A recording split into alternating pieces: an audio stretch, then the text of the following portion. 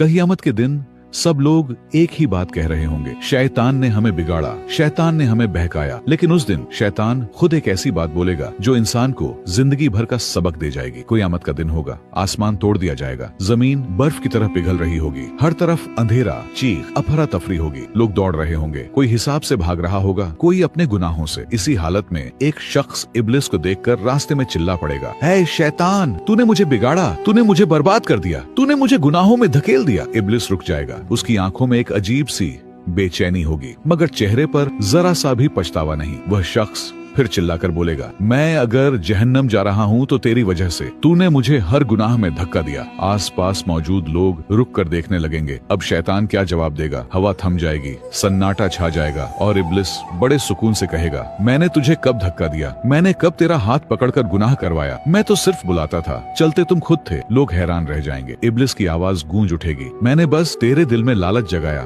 लालच की तरफ तू खुद गया, मैंने बस बुराई का रास्ता दिखाया, उस रास्ते पर तू खुद चला। फिर वह जमीन की तरफ इशारा करके बोलेगा, मैंने कब कहा कि मेरी बात अल्लाह की बात से ज्यादा सुन? उस शख्स का चेहरा सफेद पड़ जाएगा, उसकी रूह कांप उठेगी। तब शैतान गरज कर बोलेगा, जब अल्लाह ने मना किया बुराई की तरफ मत जाओ और मैंने बुलाया, फिर भी तुमने मुझे चुना, तो अब मुझे क्यों दोष देते हो? सन्नाटा और गहरा हो जाएगा, लोग एक दूसरे को देखने लगेंगे। इब्लिस अपना आखिरी तीर चलाएगा, मैंने तुम्हारा हिसाब नहीं लिखा, मैंने तुम्हारे पैर नहीं चलाए, मैंने तुम्हारे हाथ से कोई गुनाह नहीं करवाया, गुनाह तुमने खुद किया अपनी नफ्स की वजह से, इरादा तुम्हारा था। वह शख्स घुटनों पर गिर जाएगा, उसका चेहरा शर्म और डर से भर जाएगा। इब्लिस हल्की सी मुस्कुराहट के साथ कहेगा, अल्लाह ने तुम्हें अकल दी थी, इल्म दिया था ताकि तुम गुनाहों से बचो। क्या तुमने नहीं सुना था कि मैंने अल्लाह से कहा था, मैं तेरे सच्चे और नेक बंदों को नहीं बहका सकूंगा? तो अगर तुम बहक गए तो सोच लो तुम किस रास्ते पर थे, और फिर एक सख्त सच्चाई सब पर खुल जाएगी। जिम्मेदारी हमेशा अपने अमाल की होती है। क़यामत के दिन न शैतान